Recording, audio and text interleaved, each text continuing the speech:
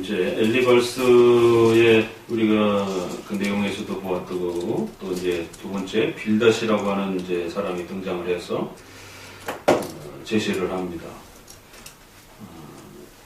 이제 빌닷의 말도 뒷부분의 말을 이렇게 보게 되면 신론에 대한 아주 중요한 그 표현들을 많이 쏟아내고 있습니다. 하나님의 속성과 관련해서, 또 하나님의 사역과 관련해서 아주 참 좋은 표현들이죠.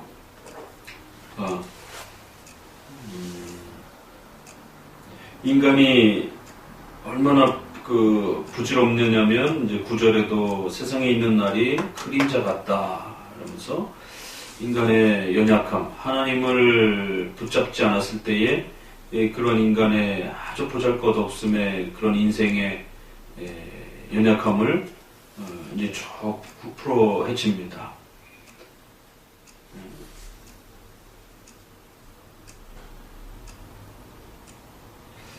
하나님을 잊어버리는 자의 길은 다 이와 같다 이러면서 갈대가 물 없이 이렇게 자랄 수 없고, 푸르러도 금방 또 이렇게 시들어버리고, 14절에 그 믿는 것이 끊어지고 의지하는 것이 거미줄 같다.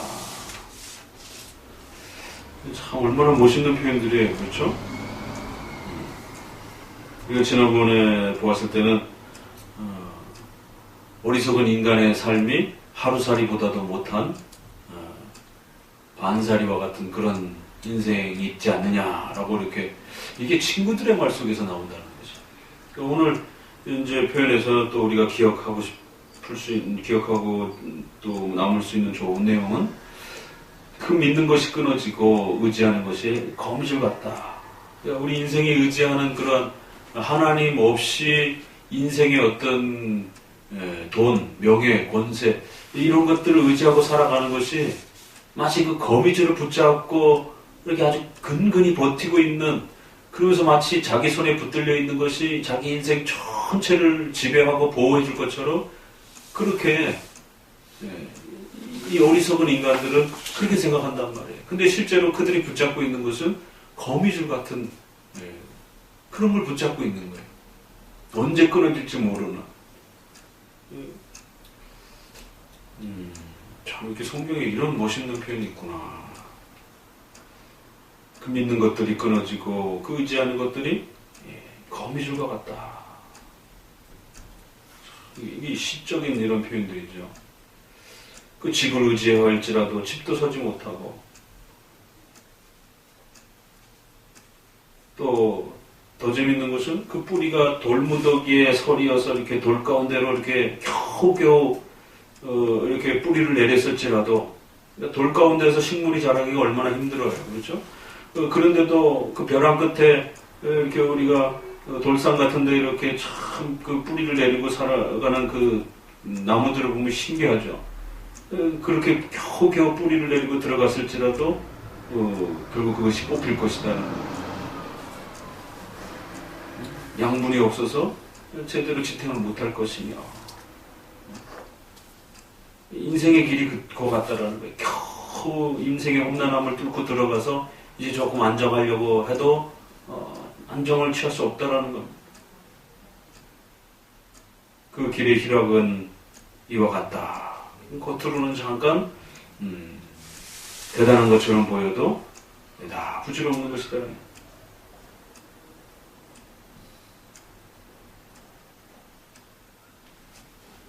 그러면 이제 빌닷의 문제는 뭐예요? 그러면 이제 앞부분에 있겠죠, 당연히. 이것도 뒷부분에는 하나님의 통상적인 그런 성품에 대해서 이렇게 쭉 소개하는 형태로 소개가 되는데, 이제 빌닷도 뭔가 하나님 관점에서 욥의 그 사건을 해석해내지 못하고 하나님이 하신 일이다라고 해석을 하는데, 그걸 인본주의적 관점으로 그거를 적용해 들어가는 것이에요. 어떤 방식으로 그러면 빌닷은 적용했겠습니까?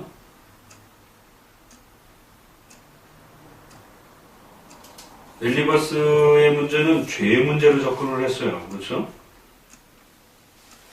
죄 없이 망한 자가 누구겠느냐 그러면서 죄와 악을 행한 자들이 이와 같이 벌을 받는다 이렇게 하면서 죄의 관점으로 이제 이렇게 접근을 했는데 빌닷은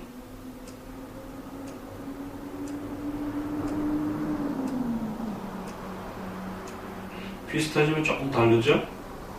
어떤 관점으로 접근했어요?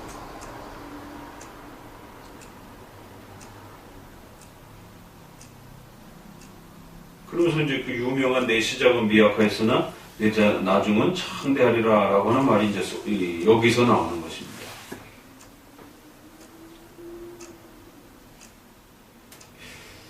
굉장히 멋있는 말인데 지금 이 욥의 이 상황을 해석해내는 데 있어서는 적절치 않는 그러니까 하나님의 말씀을 우리의 삶과 역사 속에 적용하게 될 때에 성경 전체의 그 체계와 내용을 가지고 적용을 해야 되지 어느 한 부분만 뽑아가지고 이렇게 갖다가 적용해서는 맞지 않는다라는 것이에요. 그러니까 이제 알미니안주의와 인본주의적 이 신앙의 방식이 뜯어서 하나씩을 보면 어떤 부분은 맞는 부분도 있지만 그게 하나님 중심적인 전체 신론의 이 체계 속에서는 안 맞는다라는 거예요. 그러니까 루터파의 구원론 중심의 이신칭의를 중심으로 한 구원론의 이러한 그 신앙의 체계도 구원론 그 자체의 이신칭의는 굉장히 중요한 거죠. 그렇지만 성경 전체를 우리 신앙의 전체를 이신칭의로 몰아가게 되면 결국 인간의 구원과 행복이 창조와 성경 역사 전체의 중심인 것처럼 그럼 하나님은 인간의 구원을 위해서 존재하는 이런 형태가 이상한 형태가 되어버리는 거예요. 그래서 반드시 우리가 욥기서를 통해서 보는 것은 세계 역사를 또 우리 개인의 삶을 이렇게 보는 세계관과 신앙관이 신앙의 어떤 그 한 부분과 요소로서 이렇게 들여다보면 안 되고 성경 전체의 체계가 잘 갖춰진 상태에서 이렇게 신론 중심적으로 우리의 삶과 역사 전체를 들여다봐야 하나님의 뜻이 온전히 이렇게 드러나지고 살펴지지 일부분의 어떤 특정한 내용을 가지고 이렇게 전체를 보게 되면 곡해 현상이 벌어지게 되고 그렇게 되면 인위적인 그러한 주관적인 해석들이 결국 자기 인간 중심적으로 그렇게 펼쳐져 간다라는 것이죠. 그렇게 되면 하나님의 뜻을 바르게 분별해내지 못하게 되는 이제 이런 일들이 벌어진다는 것이죠. 그러니까 칼빈주의의 이러한 그 신앙의 체계가 왜 훌륭하느냐면 바로 그러한 성경의 중심된 체계를 부분적으로 치우치지 않고 성경이 말하고자 했던 그 중요한 요소와 핵심 체계를 균형 있게 전체적으로 그것을 가장 잘 보존해서 7대 교리라고 하는 이러한 조직신학의 이런 구성체계로 성도들에게 드러내줬고 그 체계를 잘 구축해서 성경을 보게 되면 어느 한쪽으로도 이렇게 곡해함 없이 성경 전체를 하나님 중심적으로 볼 수 있는 그래서 하나님의 뜻을 해석해내고 적용해 갈 수 있는 그러한 올바른 신앙관을 구축하게 된다는 것이죠. 그러니까 이러한 그 성경이 우리에게 주고 싶어한 그 전체적인 체계가 신앙의 체계가 있는 성도와 교회와 없는 성도와 교회가 그렇게 차이가 나는 거예요. 루터 목사님이 그렇게 훌륭한데도 불구하고 그냥 자기 시대밖에 유지가 되지 않는 그 다음 세대로 계승이 안 되는 거예요. 왜? 그 체계가 이렇게 전체적으로 구축이 되지 않다 보니까 생명력이 짧은 겁니다. 그래서 바로 그 다음 자기 제자로 넘어가는 그 순간 이후로부터 여러 혼란들이 일어나고 결국 그 수제자인 멜랑이톤이 이어받지만 그 멜랑이톤이 오히려 루터파 제자들로부터 따돌림을 받고 결국 루터파 안에 자중질환이 일어나면서 멜랑이톤의 그런 입장을 수용하지 않는 각자의 또 나름대로의 이제 어떤 또 신앙의 중심점이 각자 해석에 따라 달라지는 거예요.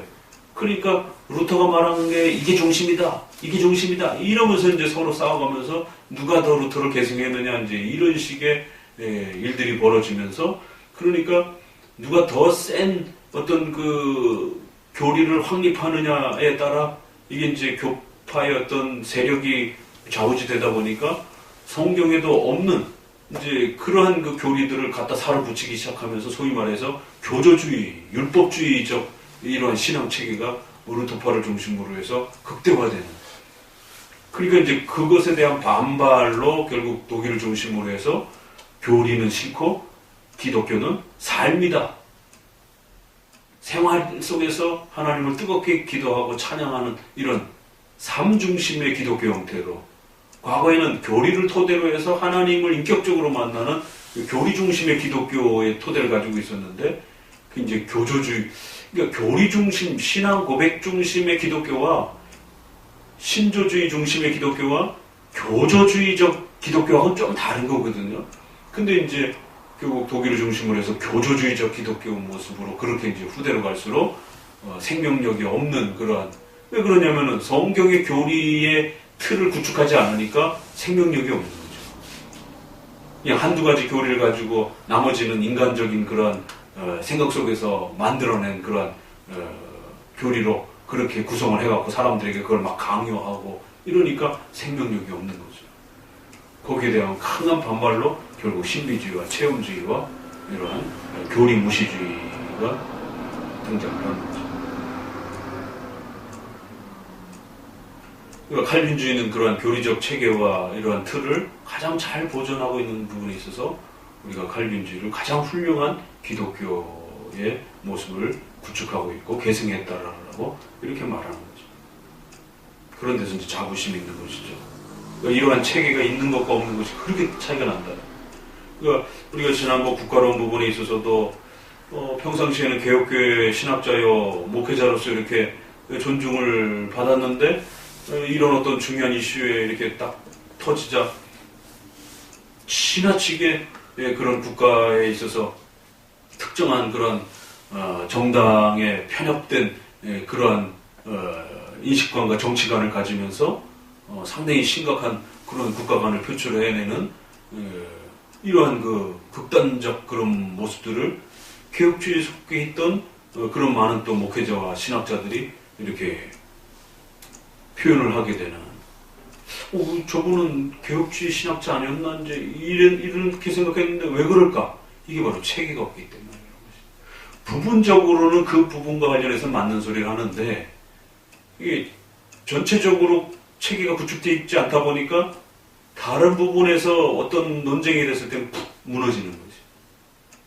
우리랑 그렇게 가까이 또 이렇게 지냈던 그런 최모 교수님도 갑자기 느닷없이 로마 카톨릭하고 일치를 우리가 이루어가야 하는 방향으로 가야 된다라고 그러면서 교회론만 조정이 되면 얼마든지 우리가 카톨릭하고 하나 될 수 있다라고 이렇게 가을에 논문을 나와가지고는 기존에 그래도 적어도 한국의 보수적 가장 대표적인 그런 신학자로서 이렇게 많이 알려져 있었는데 느닷없이 어느 날 갑자기 카톨릭하고 하나 될 수 있다라고 이렇게 발표를 하니까 사람들이 이게 도대체 보수 신학자 맞느냐 난리가 나고 여기저기서 막 강의하고 막 국가관 그랬을 때 또 거기에 또 터져가지고 또 그런 분들도 있고 또 갑자기 느닷없이 카톨릭에 대해서 온건한 입장으로 이렇게 돌아서야 된다라고 지금 합동 측은 카톨릭을 이단으로 정지할 거냐 말 거냐가 이번 총회에서 헌의안으로 올라가서 신학위로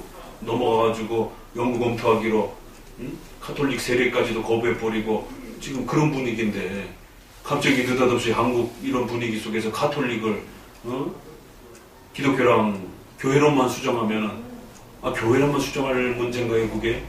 구원론부터 시작해가지고 성경론부터 시작해갖고 다른 7대 교회 이런 부분들이 우리 기독교랑 다른 부분이 얼마나 많은데 이제 이런 부분들에 대한 혼란이 아니 왜 멀쩡했던 개혁주의 목사님이라고 이렇게 알려졌던 분들이 그런 좀 극단적 편향성을 이렇게 어느 부분에서 막 보여지니까 성도들이 또 실망하게 되고 혼선을 빚게 되는 이게 체계가 없기 때문에. 그러니까 체계가 7대 교리 전체를 통해서 잘 갖춰진 목사님은 신학자는 어느 부분에 이런 어떤 이슈와 주제가 이렇게 터져도 개혁신앙 전체 안에서 답변을 하기 때문에 한쪽으로 치우치지도 않고 또 특정한 어떤 그러한 극단적인 어떤 편향성을 보이지도 않고 전통적인 개혁주의가 추구해왔던 그 입장선에서 늘 답변하고 말하게 된단 말이에요. 그런데 이제 체계가 없는 분들은 이제 앞서 그분은 구원론은 잘 구축하고 있었던 것이, 그래서 WCC라든가 이런 데서 예수 그리스도 외에도 구원받을 수 있다라고 그러니까 그 부분은 강력하게 공격하는 거죠. 루터가 칭의론에 대해서 강력하게 공격할 수는 있었지만 다른 부분에 대해서는 전혀 손을 쓰지 이렇게 못하는 것처럼, 다른 부분에 이렇게 문제가 이슈가 툭 터지니까 그건 이제 전혀 개혁주의적이지 않은 그런 목소리들이 나와버리는. 그러니까 이제 우리가 욥기서를 보게 되면 오늘 우리 시대의 개혁주의의 어떤 현장과 자리를 보게 되는 거예요. 아, 이게 개혁주의를 하는 목사님들도 신학자들도 이렇게 다양하구나. 거기 안에 이렇게 진짜 막 개혁주의와 복음주의, 이렇게 그 넓은 복음주의를 막 왔다 갔다 하는, 갈팡질팡하는 이러한 원인이, 그래서 이제 칼빈은 그거를 아킬레스건이라래, 우리말은 스캔들로 이렇게 번역이 됐던데, 걸림돌. 목사님 때문에 성도가 걸림돌이 돼갖고 시험에 빠져가지고 개혁신앙을 못하게 된, 그래서 중요한 걸림돌 몇 가지 이렇게 해갖고는 이렇게 쭉 소개하는데, 그 중에 목사님 때문에 시험 들어갖고 성도들이 개혁신앙을 못하게 되는, 올바른 성경신앙을 못하게 되는 이제 이런 이유가 있다. 지금 이런 케이스 때문에. 그 멀쩡히 개혁교회 목회자인 줄 알았는데 갑자기 그렇게 입장을 바꿔버리게 되니까 거기에 시험이 들어서 성도가 개혁교회를 떠나게 되는 어떤 걸림돌이 된다는 거예요. 이제 그런 스캔들 걸림돌을 이렇게 잘 성도들이 이겨내야서 개혁신앙이라고 하는 이 올바른 목표 지점까지 이렇게 나오지 못하면 중간에 일반 신앙으로 돌아갈 만한 그런 유혹거리가 너무 많다라는 거예요.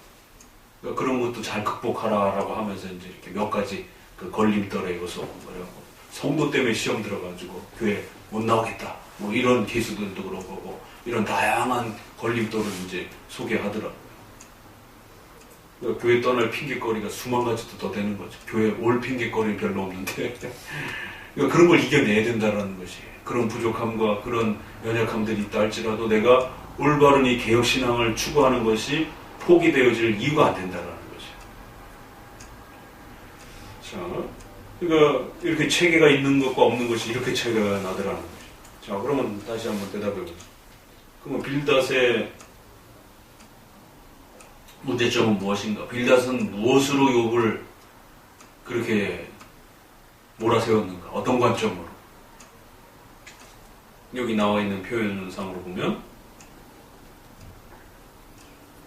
소리?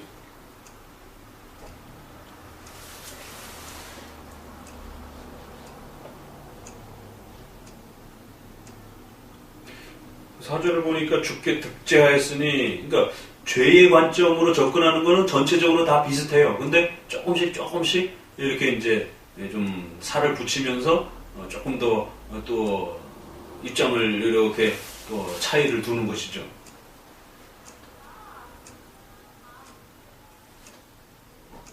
어떤 표현이 포인트 표현이 되겠어요?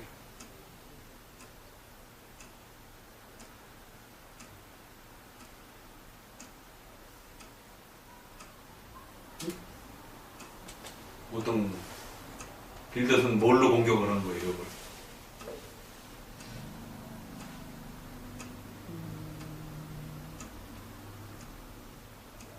뭔가 그 구절에 반복되고 자꾸 이렇게 집중되어지는 표현들이 겹쳐 있는 것들이 있단 말이에요. 일단 그러면 거기에 집중을 해서 잘 이렇게 찾아보면 되는 거다. 회개하라고. 회개하라는 말은 어디 있어? 응? 뭐죠? 회개하라는 말은 없잖아.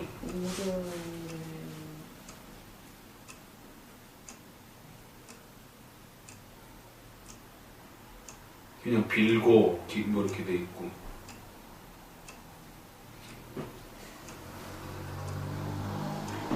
오늘은 감이 떨어지나 좀 왜? 자, 찾아봐. 빌닷은 뭘로 공격을 한 거예요?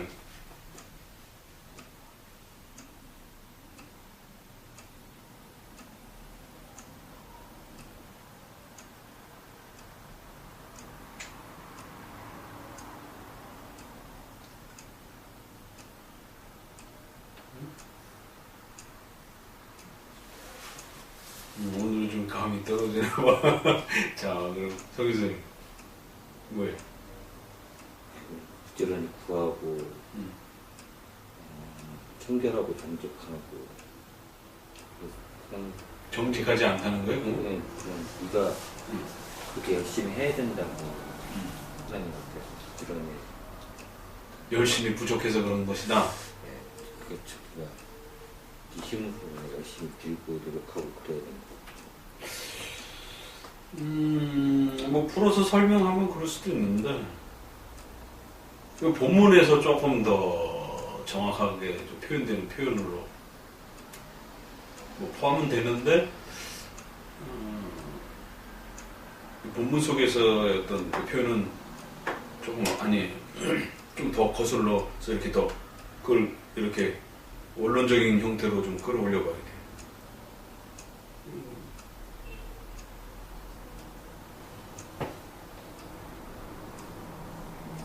그러니까 3절에서 6절까지 중에 가장 많이 반복되는 말이 뭐예요? 일단은 오리하지 말고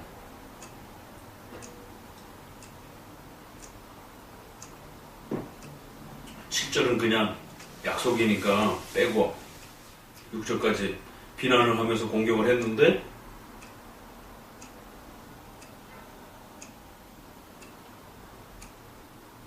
왜라는 말이 응?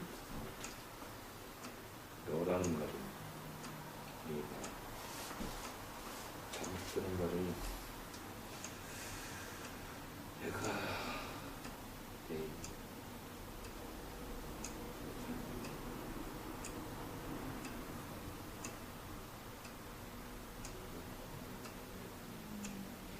네가 죄를 졌으니까 그런 거지 라고 이렇게 엘리바스가 공격한 것처럼 빌닷은 욥이 어떻다고 공격을 하는 거예요.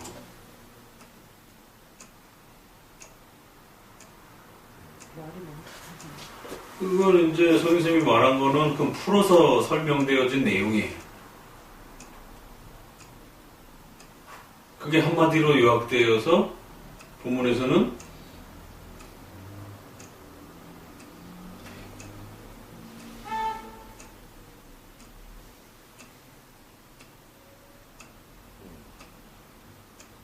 이거 하나님을 부지런히 구하며 구하지 않았다라는 거죠. 청결하고 정직하면 정직하지 않고 열심히 행하지 않았다라는 것이죠. 그걸 뭐라고 말을 해야 되냔 말이에요, 한마디로. 여기 있다니까 이 표현이네. 이 구절 안에. 그런 거를 한마디로 요약해서 이것 때문에 네가 지금 벌을 받고 있는 것이다. 이렇게 이제 이야기를 하는 거죠.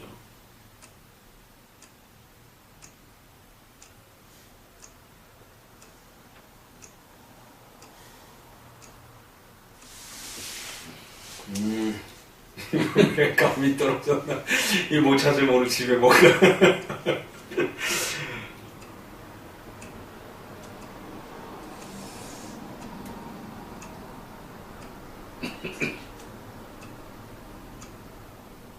뭐가 모자라서 욥이 지금 이런 어려움에 처해 있다라고 그러는 거야. 지식. 응? 지식이. 지식이란 말이 어디 있어? 6절 안에 없어. 응?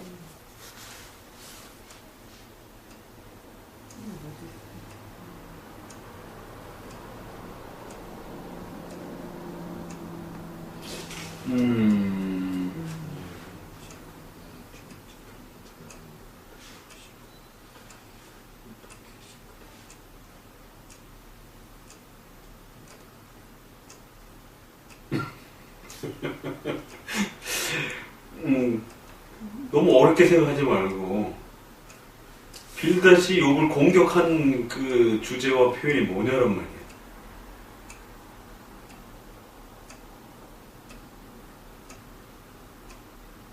그러니까 5절, 6절에 풀어져 설명이 되어 있는데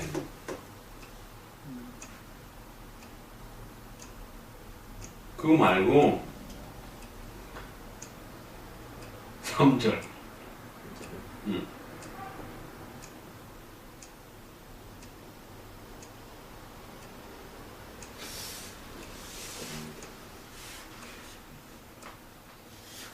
힌트는 3절.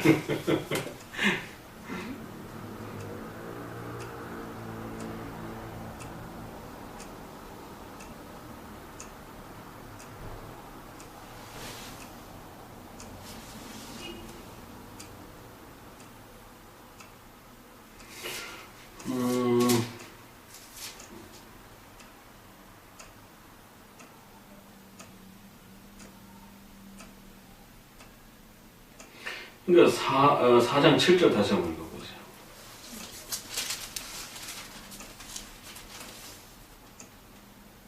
6절, 7절 같이 읽어봅니다. 내 은혜가 경외함이 있지 아니하냐 내 소망이 내게로 완전함이 있지 아니하냐 생각하여 보라. 죄 없이 환자와 누구인가 종기처럼 이끌어주며 어디 있는가.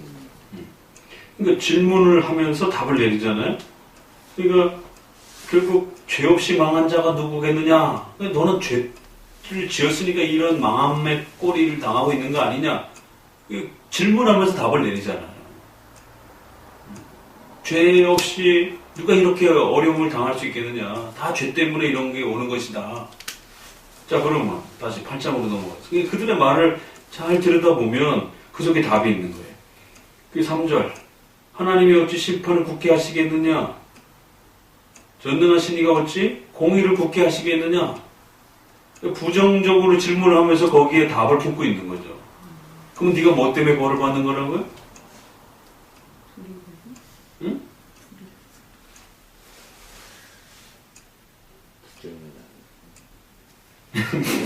너가 알아서 네가 노력하지 않아서. 글쎄 그걸 풀어서 밑에서 그걸 이제 6절 5절에서 다시 풀어서 설명을 한 건데 이제 3절에서 그걸 어떻게 공격을 하는 거예요. 어떤 주제를 가지고.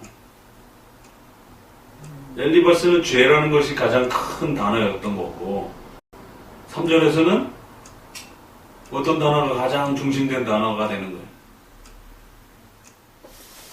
응?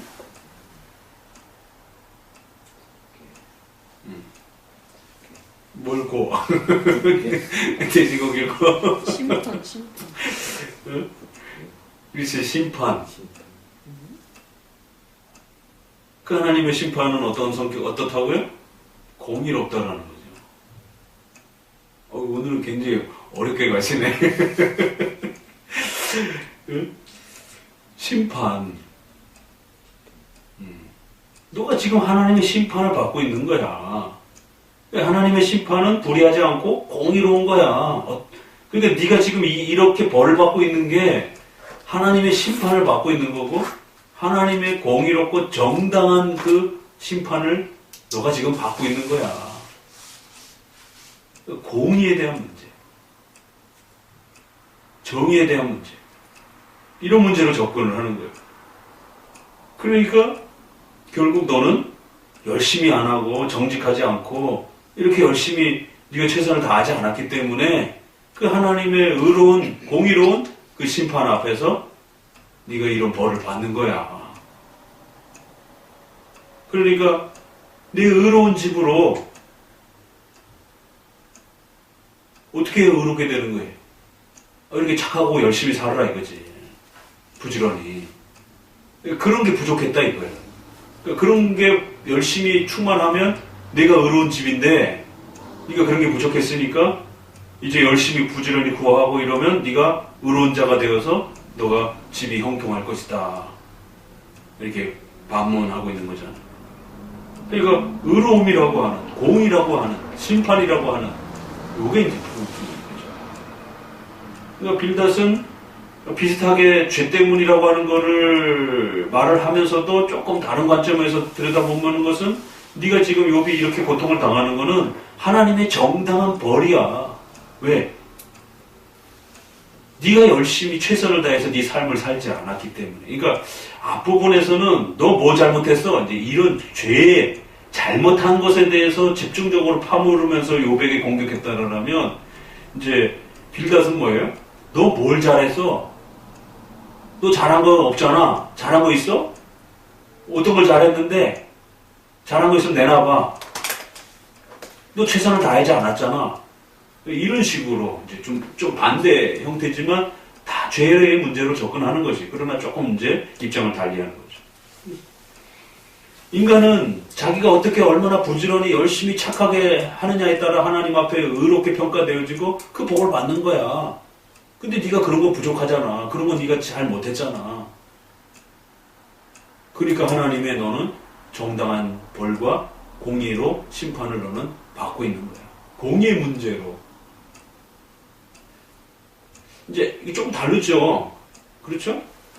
죄는 조금 이제 엘리바스가 지적한 거는 뭘 잘못했는가에 대한 어떤 그런 걸 추궁한 거고, 지금 빌닷은 하나님의 의로운 공의로움에 대한 이런 부분을 물으면서 네가 뭘 잘했어? 잘한 것은 내놔봐.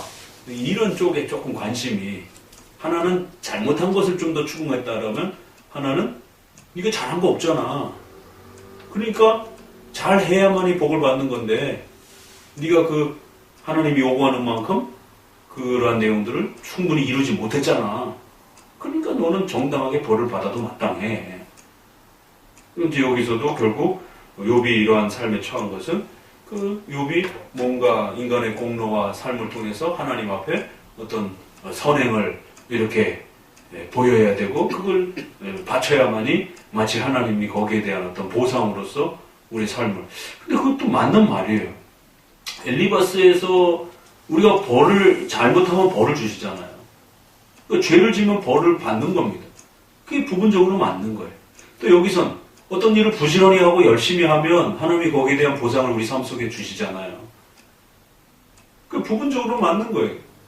그러나 그렇다고 해서 우리 인생 전체가 거기에 기초되어 있는 건 아니죠. 하나님이 우리를 그리스도인이요 하나님의 자녀이니까 그런 상을 베풀어 주시는 것이지, 우리가 얼마만큼 그렇게 했다고 해서 하나님 앞에 정당하게 그걸 요구할 수 있는 자들은 아니잖아요. 요구한다고 해서 하나님이 마땅히 줘야 될 책임도 없으신 거고. 근데 그런 식으로 하나님을 이렇게 몰아가는 거예요. 우리가 이만큼 하면 하나님은 마땅히 거기에 대해서 지불을 해야 되는 분이야, 이런 식으로. 근데 네가 그만큼 못했으니까 거기에 대한 부족분을 네가 채우지 못했으니까 넌 벌을 받는 거야, 하나님 앞에 정당하게. 의에 대한 문제를 추궁하고 있는 거예요. 앞에서는 죄에 대한 문제를 못한 것을 추궁받는다라는. 사실은 같은 다 죄에 대한 문제죠. 그래서 우리가 회개, 그러면 소요리 문답에서 뭐라 그래요? 죄로부터 돌이킴과 의로 돌아감. 그래서 죄 죽임, 그 다음에 의로 돌이킴. 이 두 가지를 회개라라고 이렇게 소요리 문답에서 이야기를 하잖아요. 하나만 말하지 않는단 말이에요. 하나는 죄로부터 멀어져 가는 것도 있어야 되고, 또 하나는 의를 향하여 달려가고자 하는 갈망함이 회개라고 하는 것 전체에 포함된 두 요소란 말이에요. 회개의 두 요소. 그러니까 이제 각각의 한 부분을 다루고 있는 거죠. 이제 빌닷은 네가 잘했으면 그렇게 되겠냐? 이런 식으로 비꼬는 거죠. 그러니까 네가 더 열심히 했어야지, 이런 식으로. 저쪽에서는 그 모양으로 했으니까 벌을 받는 거지. 이런 식의 비아냥이라면 여기서는 네가 좀 잘했어야지, 이런 식으로. 부족하니까 네가 벌을 받는 거야. 하나님의 공의, 심판. 그러면서 그걸 네가 채웠을 때 네가 의로워질 수 있는 거야. 이러면서 우리가 결국 그러한 의로움으로 우리가 채워가면 우리의 삶 전체가 하나님으로부터 끝부분에는 시작은 부족했어도 끝부분은 더 충만해질 수 있다. 이런 맥락은 잘못된 거죠. 우리의 부족함이 처음엔 부족할지라도 하나님 의지하면 하나님의 도우심 속에서 우리가 풍성하게 살아갈 수 있어요. 그건 맞는 말이에요. 그러나 그 말을 이 맥락 속에다 집어넣으면 우리 인간의 어떤 의로움과 선함으로 우리의 어떤 공로를 쌓아가는 어떤 그런 형태로 우리의 삶 전체가 평가를 받는 것처럼 해놓고 네가 이렇게 부족함을 받는 것은 네가 부지런함을 그렇게 다 못했기 때문에 받는 것이고 벌을 받는 것이고, 더 잘하면 네 끝이 더 풍성하게 네가 하는 만큼 그렇게 잘 될 수 있어. 이렇게 말하면 문제가 있는 것이죠. 오늘은 우리가 빌닷의 이제 이러한 문제점을 또 들여다보면서 이게 전체적인 이 체계 속에서 한 개인의 삶에 하나님의 역사를 헤아려 살피지 않으면 이런 일이 벌어진다는 거예요. 그러니까 뒷부분의 말은 참 멋있는 말도 많고 인간의 연약함과 부족함을 이렇게 또 멋들어지게 말을 했어요. 이거 맞는 말입니다. 이거는 부분적으로 이렇게 살피게 되면. 근데 앞에 이 말을 이제 근거를 대기 위해서 뒷말을 하게 되면 맥락이 서로 안 맞게 되는 것이에요. 그런 연약한 인간이기 때문에 네가 최선을 다해서 하나님 앞에 많은 착한 일을 하면 거기에 대해서 하나님이 보상해 줄 것이다. 이러면 이제 그건 전형적인 조건적 신앙이 되어버리는 거죠. 그러니까 앞에 맥락과 뒤에 맥락을 끊어내고 뒤에 맥락만 이렇게 보고 있다라면 인생이 얼마나 연약하고 진짜 우리가 거미줄을 붙잡고 사는 인생처럼 그런 인생이다라고 하는 이런 표현이 얼마나 멋있는 표현입니까? 수첩에다가 꼭 적어놓으세요. 하나는 하루살이보다 못한 인생들이요. 시 묵상으로 이렇게 하림 좀 또 카페에다 한번 적어봐. 또 이번에는 거미줄을 잡고 사는 인생들이요. 이제 이런 게 우리가 성경을 묵상하는 깊은 맛이죠. 그래서 빌다시 또 하나님에 대해서 말은 하는데 뭔가 이렇게 맥락이 맞춰지지 않으면, 체계가 맞춰지지 않으면 그게 오히려 하나님의 뜻을 곡해하는 이런 형태로 우리가 얼마든지 드러날 수 있구나. 이게 신앙의 이 세계 속에서는. 그래서 우리가 체계를 배우려고 하는, 체계라는 게 바로 그 교리적 체계로서 7가지의 그 교리적 체계를 구축하는 게 이렇게 중요하다는 거죠. 기도합니다. 하나님 감사합니다. 오늘도 또 우리가 욥기서를 통해서